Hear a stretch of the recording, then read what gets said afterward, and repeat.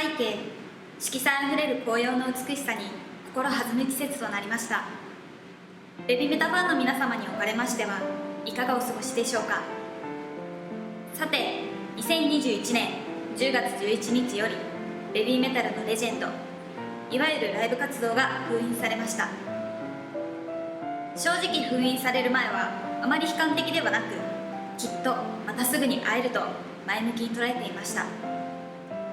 しかし10月11日に YouTube にて公開された THE1 の映像を見て喪失感に襲われました。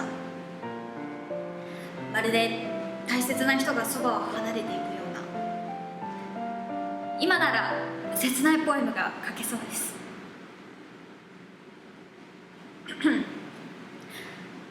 分かっていたけど、なんでだろう。君に会いたくて仕方ない。あの笑顔が、あの言葉が忘れられない。もっと君を近くで見ていたかったな、秋代。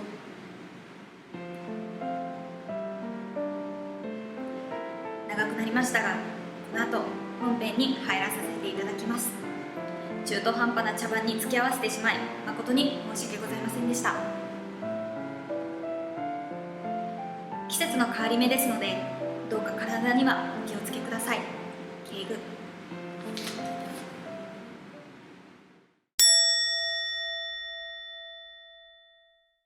どうも、あきらです。はい、さっきのは何だったんだ、何がしたかったんだって思う方いらっしゃると思います。はい、その思いが正解です。はい、私も何がしたかったのかよく分かりません。はい、というわけでちょっとね、いつもと違う場所からちょっとお送りさせていただいておりま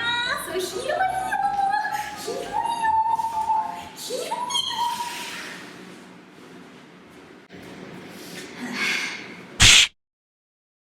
はい、ちょっとお話ずれましたが、はい、今回はベビーメタルの封印について、少しお話ししていこうかなと思います。最初はですね、そのベビーメタルの封印について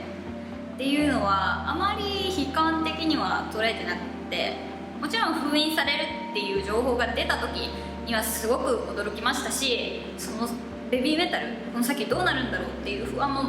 多少なりとはありましたが、そのベビーメタル自体が封印ではなくって、そのベビーメタルのレジェンド、いわゆるライブ活動が封印されるということで、それ以外の活動だったりっていうのは随時続けていくそうなので、世の中的にも、ライブがすごくしにくい状況下で、私からしたら明確にライブが、一時期止まりますっていうのを表明してくれたおかげで、なんか、安心はできると言いますか。逆にさ、何もなしにさ、いつライブするんだろう、いつライブするんだろうってなんかずっと待ってても、こっちもちょっと苦しいなって思ってて、そのライブ活動をね、一旦休止しますっていうお知らせもやっぱりちょっとファンとしては苦しいですけれども、でも何も言われないよりかは、言ってくれた方がありがたいなと私は思いました。で、先ほども言いました、最初はそんな悲観的ではなく、ライブ活動自体が休止であって、いつか絶対戻ってくると私は信じてたわけなんですが、しかし10月11日の本当に12時ちょうどに、夜の12時ちょうどに「THE1」が、公開されたわけですよ。ちょっとね、その時私寝てたので、朝その動画が公開されてるのを気づいたんですけれども、朝ね、その動画を見て、そこでなんか初めて、ベビーメタルのライブ封印されちゃったんだっていう、なんかいきなり現実味がドンときて、なんかそこですっごく寂しくなったんですよね。いつか戻ってくるとは信じてたんですけど、THE1 を見るとね、どうしても悲しくなってしまいますね。公開された THE1 は、アレンジされててね、しかも武道館というステージで、撮られてた映像だったわけですけれども、そこでのね、スー様の歌声がなんかどこか優しいというか、ちょっと切なげというか、またね、そのスー様の歌声がなんかグッと刺さって、なんかこれから本当にしばらく会えなくなってしまうんだなっていう現実をちょっと、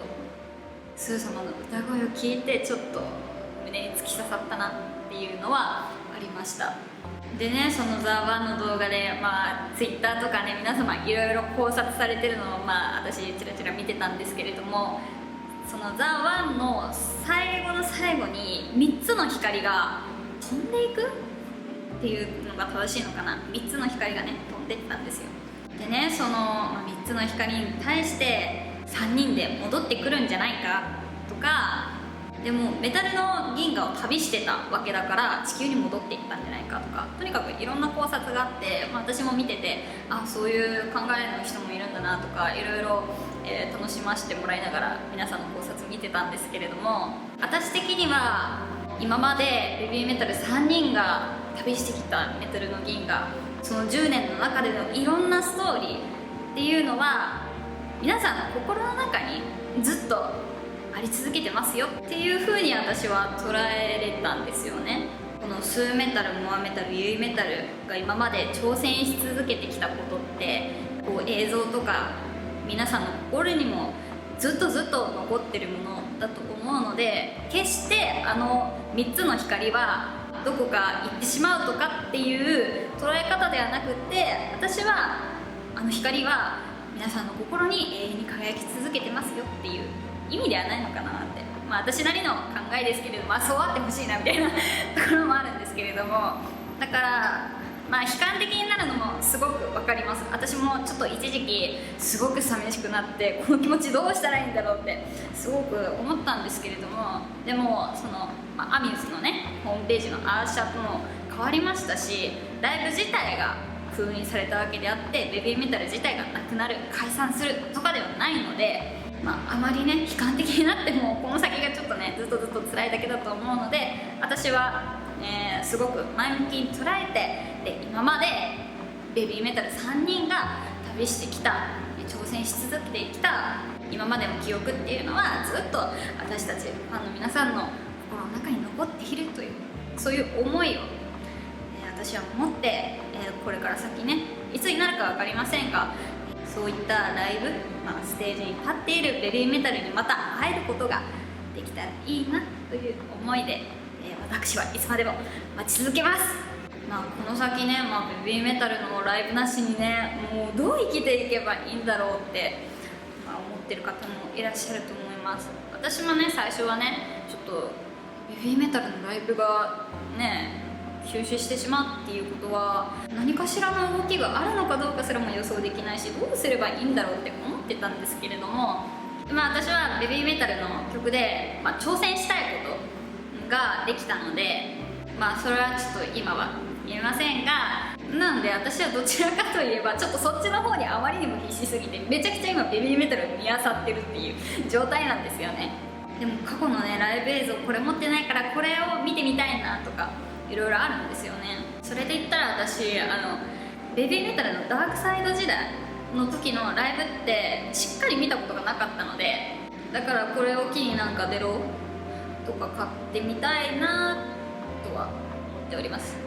なんでね、過去のねデロとかを見てねちょっと自分のそういったちょっと心に開いた穴を埋めていくっていうこともできますし、私は今この時期ベビーメタルの過去についてどんどん知っていける期間なのかなとは思ってます。やっぱり私が知ったのってメタルギャラクシーからだったので、それより過去の映像ってなかなかちょっと見る機会っていうのがなかったので、今ちょっとライブ活動休止してる間にしっかり過去のライブ映像とかを見てってベビーメタルがどういうね、道を歩んできたのかっていうのをゆっくり見れる機会だなと今は思います。はい、というわけでベビーメタルの封印について、ちょっとごめんなさいね、いろいろまとまってない部分もあるんですけれども、簡単に言うと私は悲観的ではございませんということです今は。なのでベビーメタルがまたステージに戻ってくるまでは、私はそういった見れてなかった過去のベビーメタルをじゃんじゃん漁っていこうと思います。で先ほども言ったようにベビーメタルの曲でやりたいこととかも私どんどん出てきてるので、そちらもねちょっと皆さん今後楽しみにしていただけたらいいなと思います。それではまた次回の動画でお会いしましょう。 See you!